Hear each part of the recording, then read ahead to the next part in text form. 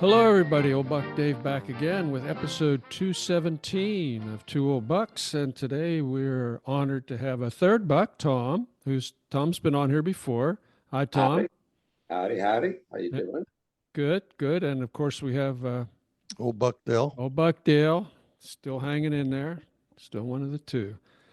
So, hey, we're gonna, as we mentioned in the last episode, we're going to read and discuss the Lottery by Shirley Jackson. But before we do that, just thought we'd catch up to date with each other, see what's going on. I can start off. Uh, as I mentioned, I just got back from a week in Nashville. We went to Nashville because my grandson was having minor surgery, nothing scary, and his mother had to be out of town. She was presenting a paper at a conference, couldn't be there. So we got there Wednesday night. My son actually had to go out of town Wednesday, kind of unexpectedly, but it was a day trip to Chicago, I think, and he got back. Anyway, he said in the evening, he said, "Now there are going to be some storms tonight. Now they might get pretty bad. Just wanted to warn you now. Here's a candle for you to take to the bedroom. If put anything in a backpack if you feel you want to take something with you." And if necessary, we'll go down into the basement, into the tornado shelter. Okay, fine. The nice thing about this was it felt so good to have my son taking care of me. You take care of your kids when they're growing up, and he was like we were the kids, and he was trying to make sure we were calm and knew what to do, and it was sweet. It was really a great feeling. You really have something to look forward to. Yeah. So anyway, so we went to bed about 1:17 a.m. The thunder booms woke me up. It was raining like crazy. Okay, went back to bed at 3 a.m. Around 3 a.m. The sirens started going off all around us. The sirens on our phones went off. Warning, warning, tornado warning, blah blah blah.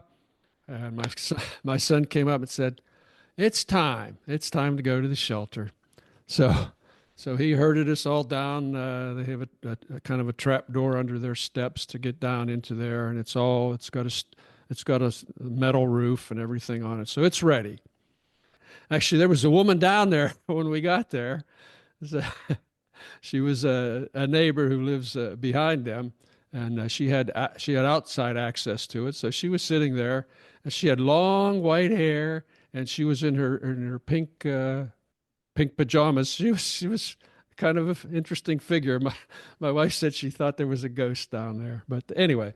So we were only down there a half hour or so, and he said, "Okay, I think it's good. It's time to go up." We went back upstairs. The sirens did go off one more time, but he said, "No," he says, "it's not that close to us. We're going to be okay." And so that was our night. He stayed up all night, monitoring the weather. At 7 o'clock, we got a call from the hospital saying, "Well, where are you?" And we said, "Well, you told us to be there at 10 o'clock. Like, "Oh, no, your operation's at 8:30. So my son and I jump in the car with the grandson. Now our phones are going off again, flash flood warnings.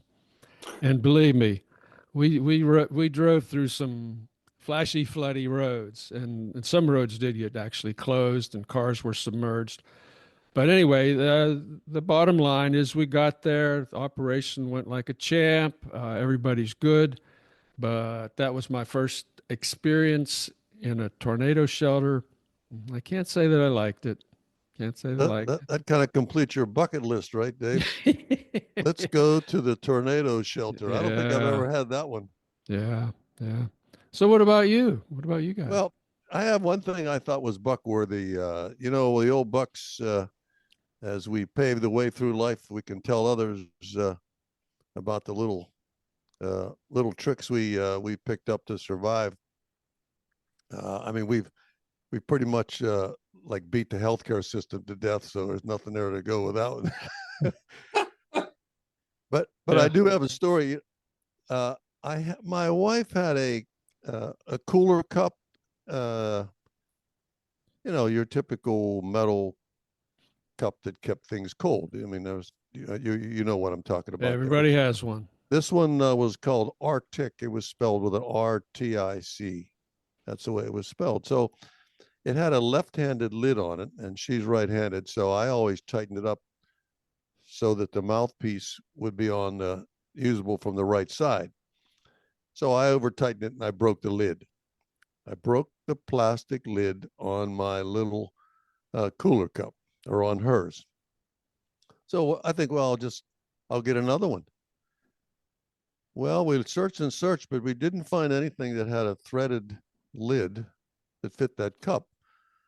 So she ended up buying another cup, exactly like this cup. And of course, this time we lucked out and the lid was a right-handed lid screwed on, and it worked. So we have one cup without a lid. So all is good. Yeah, one cup with a lid, one cup without a lid. So I was disappointed that I couldn't just find a replacement. So when we got the new cup, there was a phone number of the factory, and I called them, and lady answered, and I said, I need a lid. Where can I get one? She said, well, we're not really replacing those much anymore, but we might have one here. I'll send you one. Really? Anyhow, that never happened. Never happened.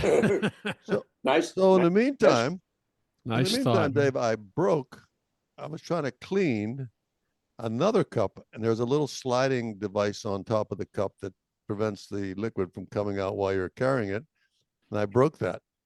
So now I've ruined another lid. So this one here, I said, we should be able to find this one because it wasn't a screw-on lid. So I go through the Amazon thing, the Google thing, and everything. So we find something. I even took my micrometers. Everybody has a micrometer, right? Everybody carries one. Everybody carries a micrometer. So I grabbed that out. My wallet. Yeah. One ready. You never know when you're going to need a micrometer. Okay. So I take it out. I'm pretty sure I've got this thing measured rightly. And I look at the specs, and it was three lids for a very reasonable price. I said, this is it. We're home free. We'll have enough spares, and it'll solve the problem. So we go ahead and get those. And you know where I'm going with this, don't you? The one we ordered the lids for, it does not fit. Of course. So I'm off by a couple millimeters.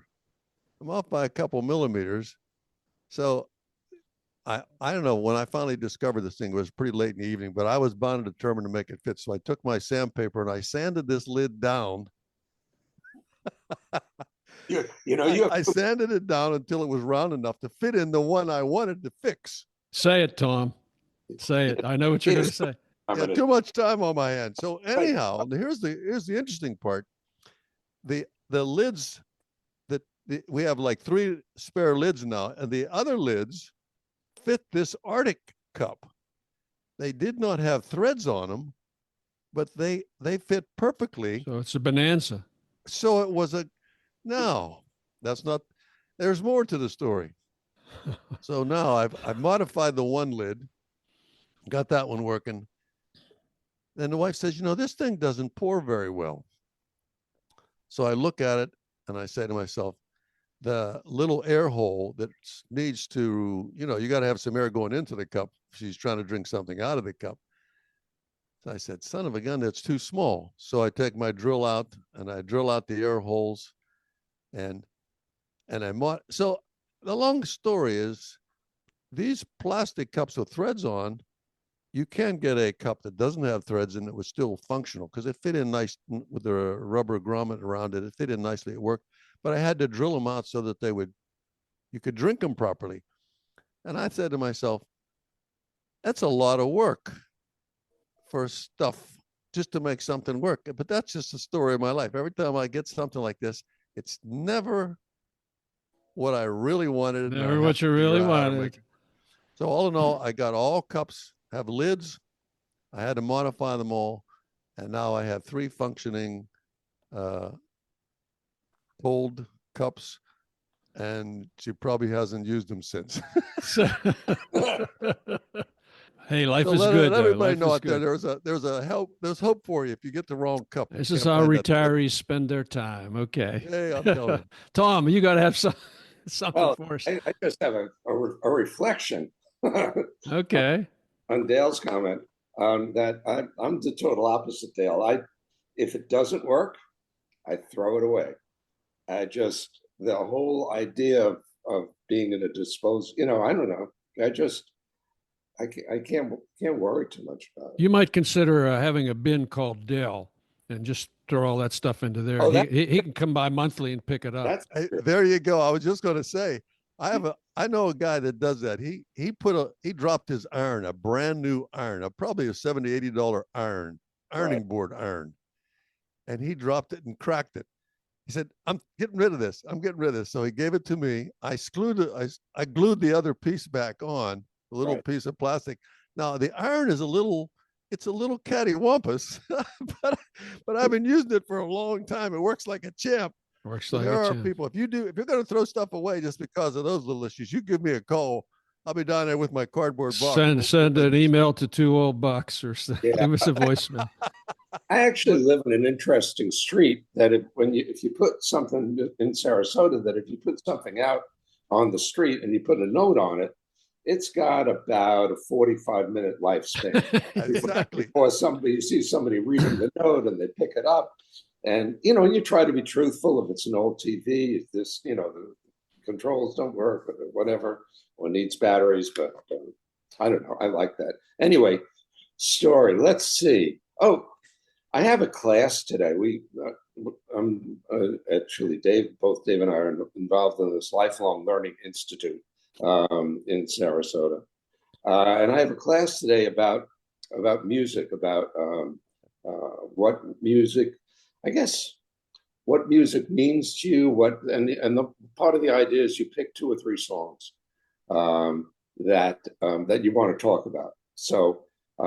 I sort of have my songs today. Class is at 12, and it took me. It was an interesting sort of exploration, thinking about songs that had meaning to me and why.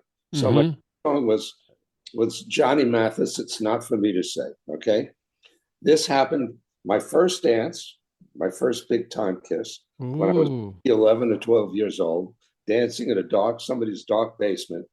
And when that song goes on, that's all I'm thinking about. It's just it sort of transports me from one place to another. You're back. And I'm back, and I'm 11, and I have no idea what to do. Not that I do anymore, but I absolutely do then.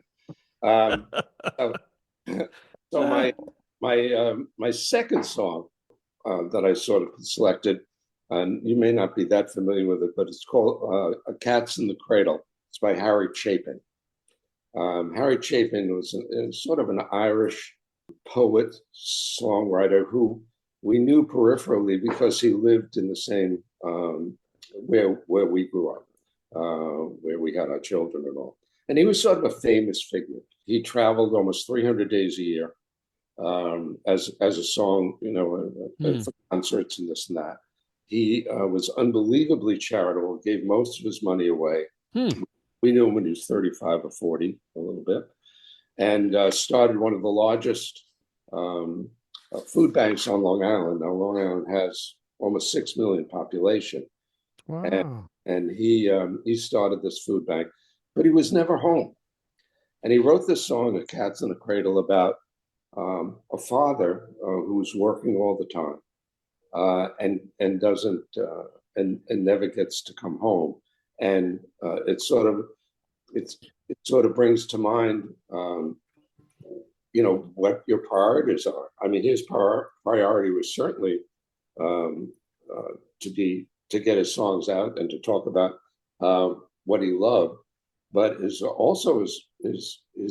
I think often people that are like that, their family comes second, not because they wanted to, but because they had to make a choice. So I thought that was really, I always think about that we have so many choices, and we try to make family first, but it doesn't always work that way. So. Yeah, I mean, that's a really interesting song. The son becomes the father in the end. Yes, interesting. He was an interesting guy. He died on the Long Island Road. He was a horrible driver, and he had an old beat up Volkswagen. Not that, but that's just who he was. And he just drove it in front of a truck and got on an exit. Yeah, got run over. So wow. I think he must have been 40 or 41. Wow. Yeah. Anyway, interesting. Okay. All right. On that note, on that happy note, I'm gonna skip some things I had on my list here, and maybe we'll just go right to Shirley Jackson. Sure. We're going to read as we warned people. We're going to read The Lottery by Shirley Jackson. I'd like to do a little bit of an intro, and I know Tom, you know, I think more about her than I do, but let me just give a little intro about Shirley. She was born in 1916, an American writer known primarily for her works of horror and mystery. Her writing career spanned over 2 decades, during which she composed 6 novels, 2 memoirs, and more than 200 short stories.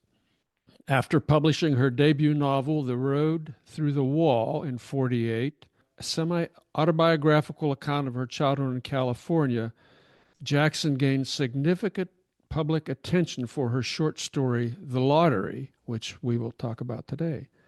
She continued to publish numerous short stories in literary journals through the 50s, some of which were assembled and reissued into her 1953 memoir, Life Among the Savages. In 1959, she published The Haunting of Hill House, widely considered to be one of the best ghost stories ever written. And her final work was the 1962 novel, We Have Always Lived in the Castle. It's a Gothic mystery has been described as her masterpiece.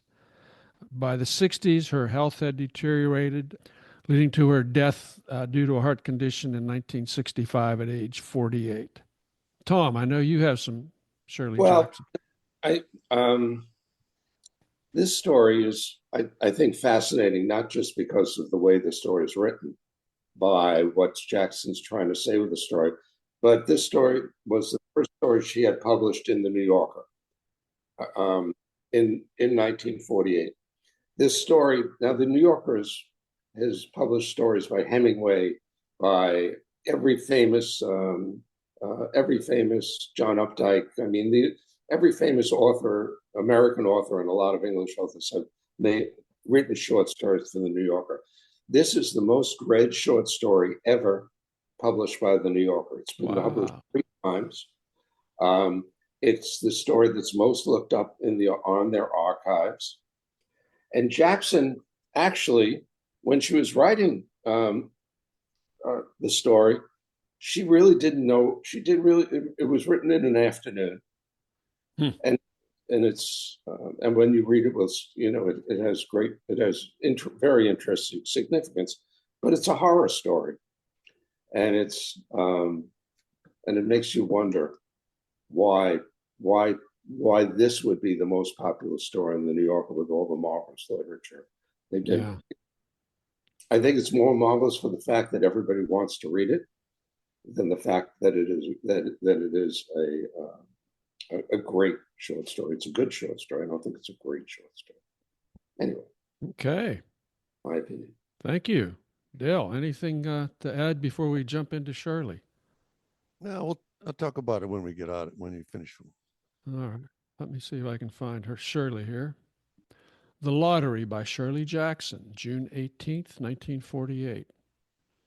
The morning of June 27th was clear and sunny, with the fresh warmth of a full summer day. The flowers were blossoming profusely, and the grass was richly green. The people of the village began to gather in the square between the post office and the bank around 10 o'clock. In some towns, there were so many people that the lottery took 2 days and had to be started on June 26th. But in this village, where there were only about 300 people, the whole lottery took only about 2 hours. So it could begin at 10 o'clock in the morning and still be through in time to allow the villagers to get home for noon dinner. The children assembled first, of course. School was recently over for this summer, and the feeling of liberty sat uneasily on most of them. They tended to gather together quietly for a while before they broke into boisterous play, and their talk was still of the classroom and the teacher, of books and reprimands. Bobby Martin had already stuffed his pockets full of stones, and the other boys soon followed his example, selecting the smoothest and roundest stones. Bobby and Harry Jones and Dickie Delacroix, the villagers pronounced this name Delacroix, eventually made a great pile of stones in one corner of the square and guarded it against the raids of other boys. The girls stood aside, talking among themselves, looking over their shoulders at the boys. And the very small children rolled in the dust or clung to the hands of their older brothers and sisters. Soon the men began to gather, surveying their own children, speaking of planting and rain, tractors and taxes. They stood together, away from the pile of stones in the corner, and their jokes were quiet, and they smiled rather than laughed. The women, wearing faded house dresses and sweaters, came shortly after their menfolk. They greeted one another and exchanged bits of gossip as they went to join their husbands. Soon the women, standing by their husbands, began to call to their children, and the children came reluctantly, having to be called 4 or 5 times. Bobby Martin ducked under his mother's grasping hand and ran laughing back to the pile of stones. His father spoke up sharply, and Bobby came quickly and took his place between his father and his oldest brother. The lottery was conducted, as were the square dances, the teenage club, the Halloween program, by Mr. Summers, who had the time and energy to devote to civic activities. He was a round-faced, jovial man, and he ran the coal business, and people were sorry for him because he had no children and his wife was a scold. When he arrived in the square carrying the black wooden box, there was a murmur of conversation among the villagers, and he waved and called, "Little late today, folks." The postmaster, Mr. Graves, followed him, carrying a 3-legged stool, and the stool was put in the center of the square, and Mr. Summers set the black box down on it. The villagers kept their distance, leaving a space between themselves and the stool, and when Mr. Summers said, "Some of you fellows want to give me a hand?" there was a hesitation before 2 men, Mr. Martin and his oldest son, Baxter, came forward to hold the box steady on the stool while Mr. Summers stirred up the papers inside it. The original paraphernalia for the lottery had been lost long ago, and the black box now resting on the stool had been put into use even before Old Man Warner, the oldest man in town, was born. Mr. Summers spoke frequently to the villagers about making a new box, but no one liked to upset even as much tradition as represented by the black box. There was a story that the present box had been made with some pieces of the box that had preceded it, the one that had been constructed when the first people settled down to make a village here. Every year after the lottery, Mr. Summers began talking again about a new box, but every year the subject was allowed to fade off without anything being done. The black box grew shabbier each year. By now it was no longer completely black, but splintered badly along one side to show the original wood color, and in some places faded or stained. Mr. Martin and his oldest son, Baxter, held the black box securely on the stool until Mr. Summers had stirred the papers thoroughly with his hand. Because so much of the ritual had been forgotten or discarded, Mr. Summers had been successful in having slips of papers substituted for the chips of wood that had been used for generations. Chips of wood, Mr. Summers had argued, had been all very well when the village is tiny, but now that the population was more than 300 and likely to keep on growing, it was necessary to use something that would fit more easily into the black box. The night before the lottery, Mr. Summers and Mr. Grave made up the slips of paper and put them into the box, and it was then taken to the safe of Mr. Summers' coal company and locked up until Mr. Summers was ready to take it the next morning. The rest of the year, the box was put away, sometimes in one place, sometimes another. It had spent 1 year in Mr. Graves' barn and another year underfoot in the post office, and sometimes it was set on a shelf in the Martin grocery store and left there. There was a great deal of fussing to be done before Mr. Summers declared the lottery open. There were the lists to make up of heads of families, heads of household in each family, members of each household in each family. There was the proper swearing in of Mr. Summers by the postmaster as the official of the lottery. At one time, some people remembered there had been a recital of some sort performed by the official of the lottery, a perfunctory, tuneless chant that had been rattled off duly each year. Some people believed that the official of the lottery used to stand just so when he said or sang it, and others believed he was supposed to walk among the people. But years and years ago, this part of the ritual had been allowed to lapse. There had been also a ritual salute, which the official of the lottery had had to use in addressing each person who came up to draw from the box. But this also had changed with time until now it was felt necessary only for the official to speak to each person approaching. Mr. Summers was very good at all this. In his clean white shirt and blue jeans with one hand resting carelessly on the black box, he seemed very proper and important as he talked interminably to Mr. Graves and the Martins. Just as Mr. Summers finally left off talking and turned to the assembled villagers, Mrs. Hutchison came hurriedly along the path to the square, her sweater thrown over her shoulder, and slid into place in the back of the crowd. "Clean forgot what day it was," she said to Mrs. Delacroix, who stood next to her, and they both laughed softly. "Thought my old man was out back staining wood," Mrs. Hutchison went on, "and then I looked out the window and the kids were gone, and then I remembered it was the 27th and came a-running." She dried her hands on her apron, and Mrs. Delacroix said, "You're in time, though. They're still talking away up there." Mrs. Hutchison craned her neck to see through the crowd and found her husband and children standing near the front. She tapped Mrs. Delacroix on the arm as a farewell and began to make her way through the crowd. The people separated good-humoredly to let her through. Two or three people said in voices just loud enough to be heard across the crowd, "Here comes your Mrs. Hutchison," and "Bill, she made it after all." Mrs. Hutchison reached her husband, and Mr. Summers, who had been waiting, said cheerfully, "Thought we were going to have to get on without you, Tessie." Mrs. Hutchison said, grinning, "Wouldn't have me leave my dishes in the sink now, would you, Joe?" And a soft laughter ran through the crowd as people stirred back into position after Mrs. Hutchison's arrival. "Well, now," Mr. Summers said soberly, "guess we better get started, get this over with so we can get back to work. Anybody ain't here?" "Dunbar," several people said. "Dunbar, Dunbar." Mr. Summers consulted his list. "Clyde Dunbar," he said. "That's right. He's broke his leg, hasn't he? Who's drawing for him?" "Me, I guess," a woman said, and Mr. Summers turned to look at her. "Wife draws for her husband," Mr. Summers said. "Don't you have a grown boy to do it for you, Janie?" Although Mr. Summers and everyone else in the village knew the answer perfectly well, it was the business of the official of the lottery to ask such questions formally. Mr. Summers waited with an expression of polite interest while Mrs. Dunbar answered. "Horace is not yet but 16, Mrs. Dunbar said regretfully. "Guess I got to fill in for the old man this year." "Right," Mr. Summers said. He made a note on the list that he was holding.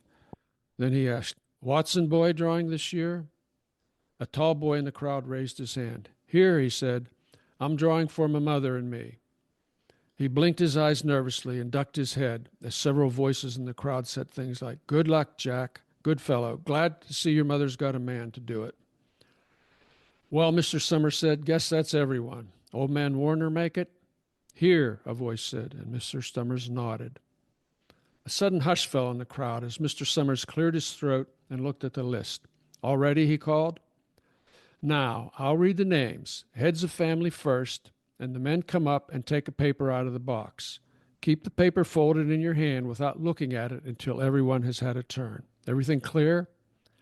The people had done it so many times that they only half listened to the directions. Most of them were quiet, wetting their lips, not looking around. Then Mr. Summers raised one hand high and said, "Adams." A man disengaged himself from the crowd and came forward. "Hi, Steve," Mr. Summers said. And Mr. Adams said, "Hi, Joe." They grinned at one another humorlessly and nervously. Then Mr. Adams reached into the black box and took out a folded paper. He held it firmly by one corner as he turned and went hastily back to his place in the crowd, where he stood a little apart from his family, not looking down at his hand. "Allen," Mr. Summers said. "Anderson. Bentham." "Seems like there's no time at all between lotteries anymore," Mrs. Delacroix said to Mrs. Graves in the back row. Seems like we got through with only the last one last week. Time sure goes fast, Mrs. Graves said. Clark, Delacroix. There goes my old man, Mrs. Delacroix said. She held her breath while her husband went forward. Dunbar, Mr. Summers said, and Mrs. Dunbar went steadily to the box while one of the women said, Go on, Janie, and another said, There she goes. Where next, Mrs. Graves said. She watched while Mr. Graves came around from the side of the box, greeted Mr. Summers gravely, and selected a slip of paper from the box. By now, all through the crowd, there were men holding the small folded papers in their large hands, turning them over and over nervously. Mrs. Dunbar and her two sons stood together, Mrs. Dunbar holding a slip of paper. Harbert, Hutchinson. Get up there, Bill, Mrs. Hutchinson said, and the people near her laughed.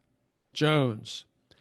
They do say, Mrs. Adams said to the old man Warner, who sat next to him, that over in the North Village they're talking of giving up the lottery. Old man Warner snorted. Pack of crazy fools, he said, listening to the young folks. Nothing's good enough for them. Next time you know, they'll be wanting to go back to living in caves. Nobody work anymore. Live that away for a while. Used to be saying about the lottery in June, corn be heavy soon.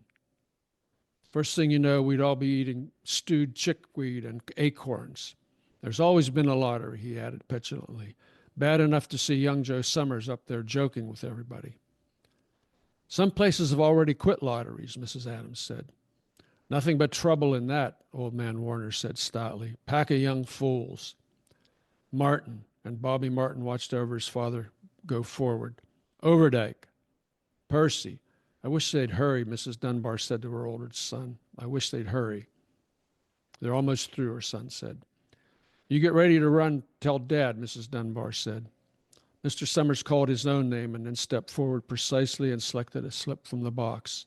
Then he called, Warner. 75th year I've been in the lottery, old man Warner said as they went through the crowd. 77th time. Watson. The tall boy came awkwardly through the crowd. Someone said, Don't be nervous, Jack. And Mr. Summers said, Take your time, son. Zanini. After that, there was a long pause, a breathless pause, until Mr. Summers, holding a slip of paper in the air, said, All right, fellows. For a minute, no one moved, and then all the slips of paper were opened.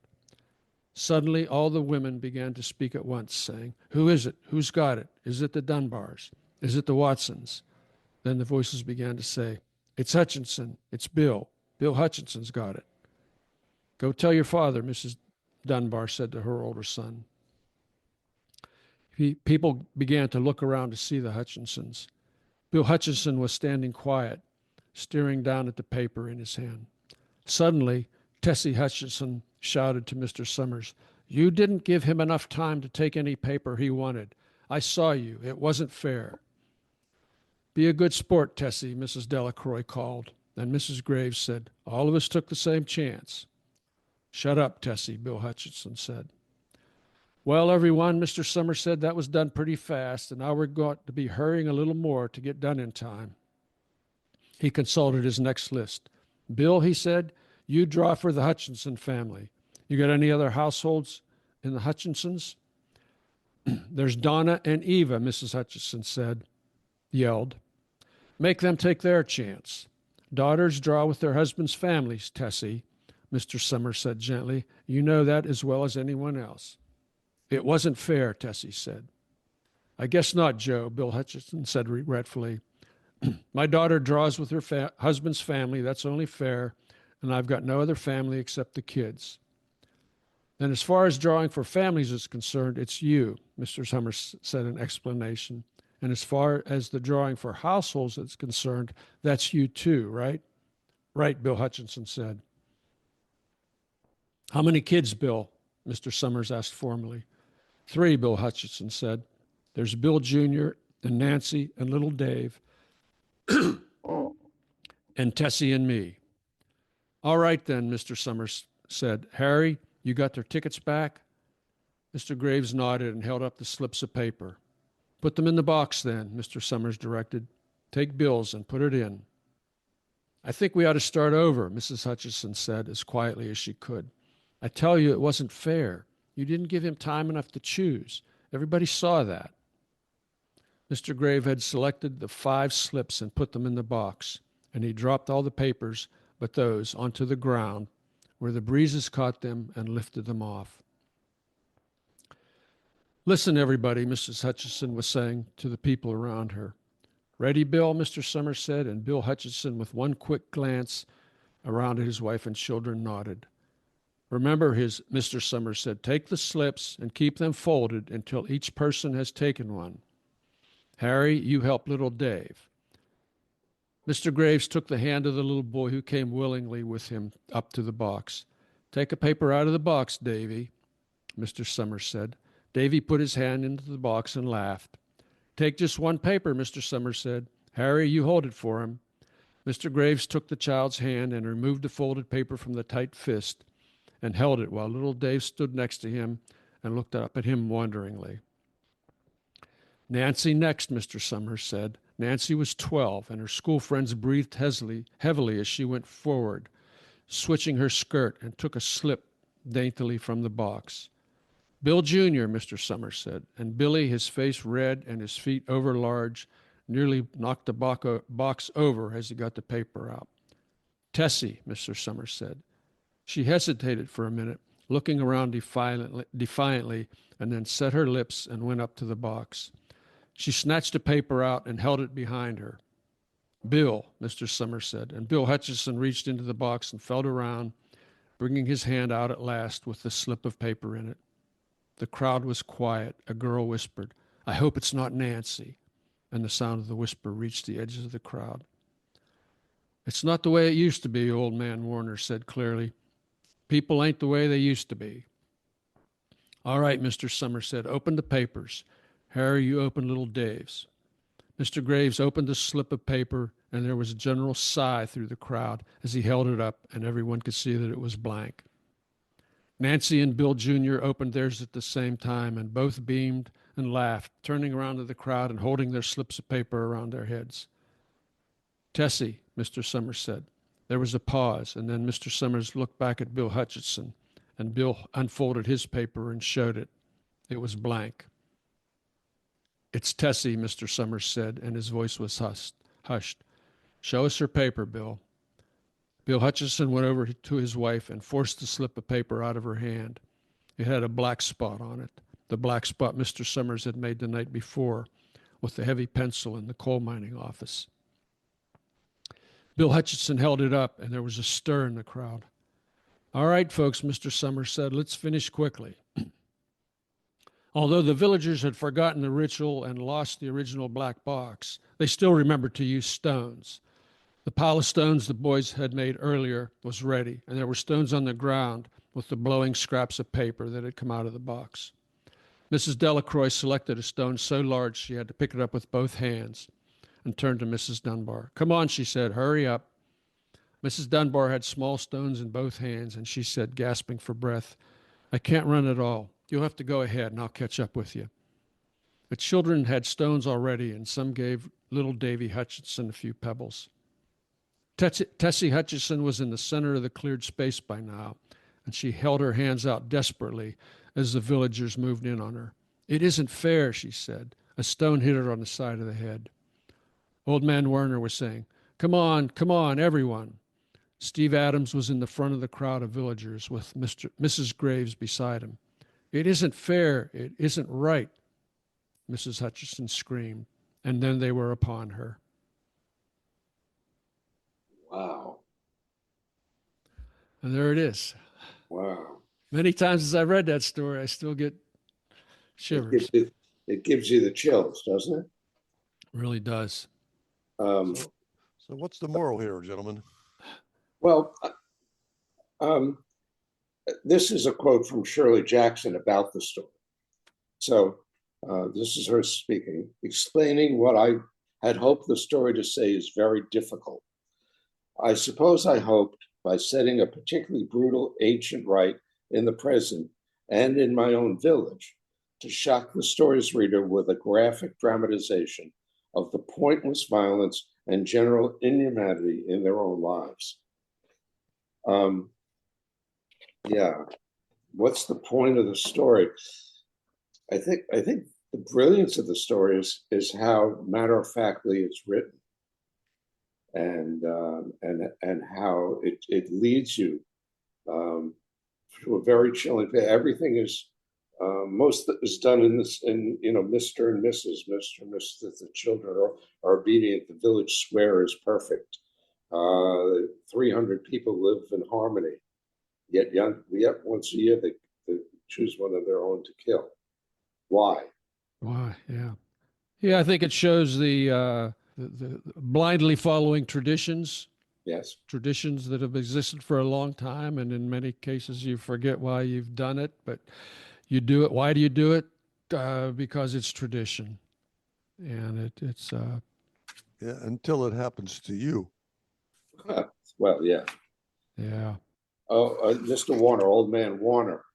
The idea of of everything being frozen in time because he is. He wants it to be just like it was before, even more ritualistic, probably even more brutal, because that's what he remembered, and that's what he remembered in his youth, I guess. yeah. I mean, he said that essentially said that the lottery assures that they'll have a good harvest. Okay, Yes, so that may perhaps, and that's how the tradition started. It was a sacrifice for uh, a good harvest to the gods or to God, uh, right.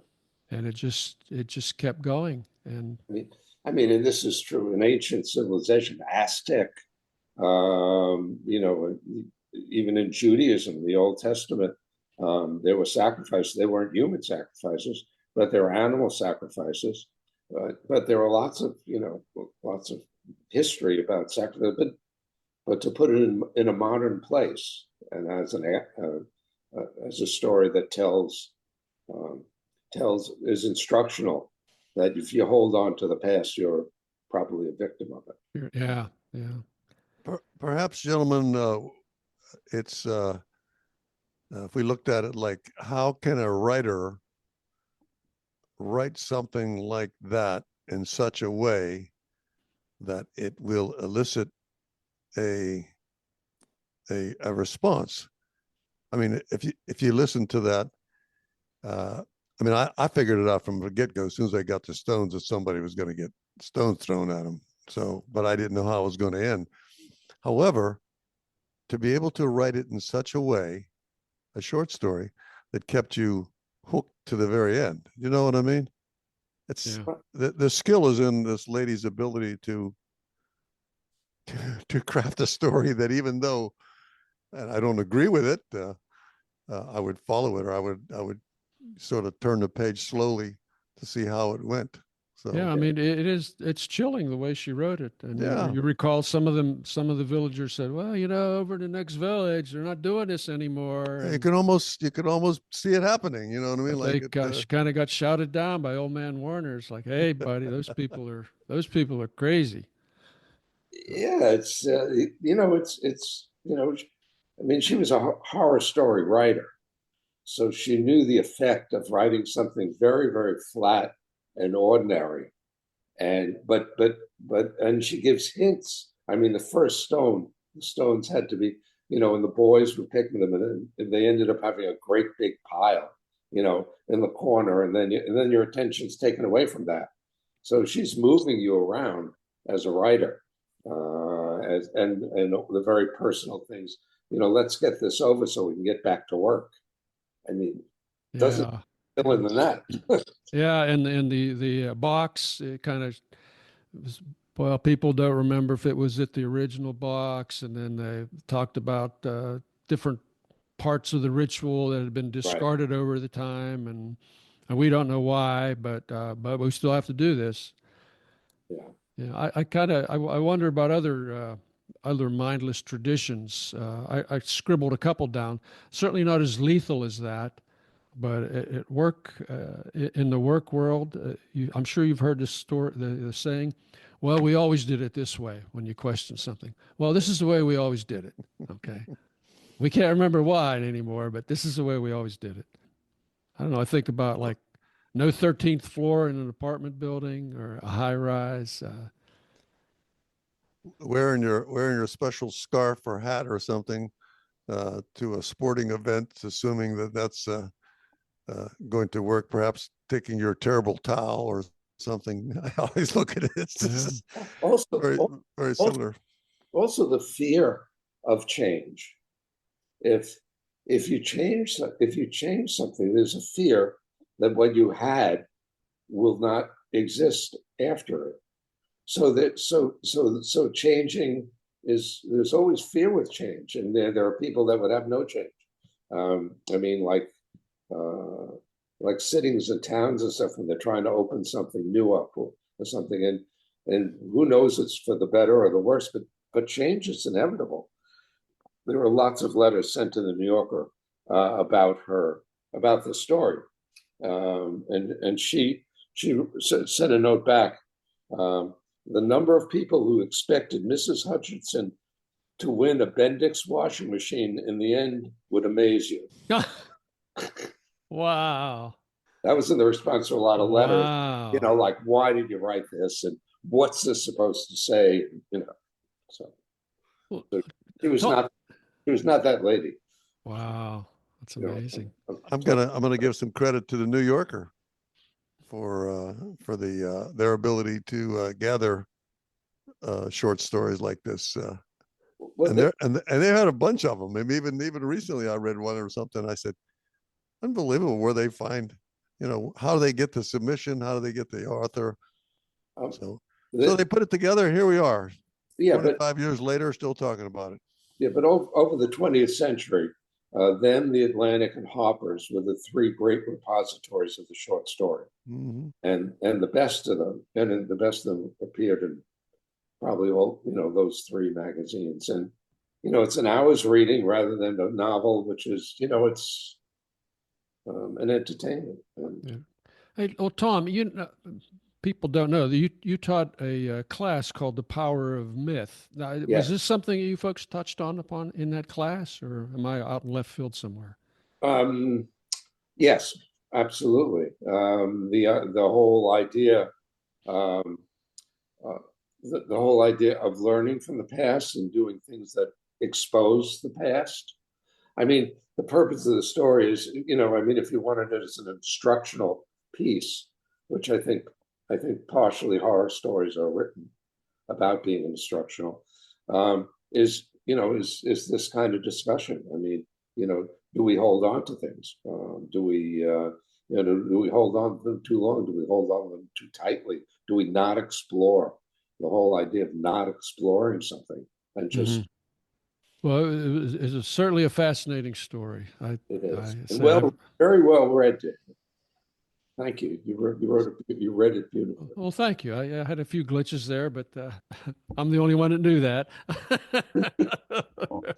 So we'll throw it out to the listeners. What do you say, Dave?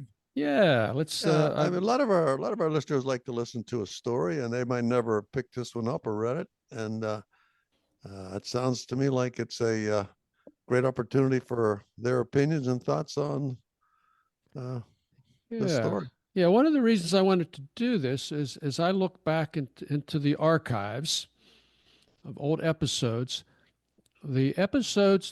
old episodes that continue to get the most downloads are short stories that we've read in the past.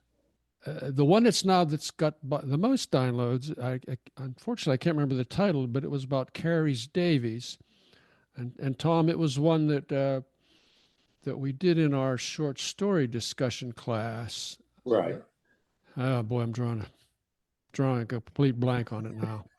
I wish I remembered it, but I'm blankier than you are. Blankier. Okay, let's challenge our listeners to find that episode. I'll put a note in the show notes. But yeah, please send us your comments on the story. Did you like it? Did you not like it? Do you want to do more short stories? I have fun doing these. It's always good food for thought. So with that, I will say, how would you guys like to wrap it up here? I'm ready to go. We're good to go. All right. I promise, Tom. It was great fun. Thank you. It was a real privilege. And a comment about short stories for your listeners. Short stories compact precisely written. You get a tremendous amount of bang for your buck if you want to sit down for an hour and read really some of it, which is really brilliant, and by some of our absolute best authors. They all wrote short stories, all of them. Some for money, some for the love of the short story, just all sorts of different reasons. But it's really interesting to explore them, and I think for this kind of format, it's great.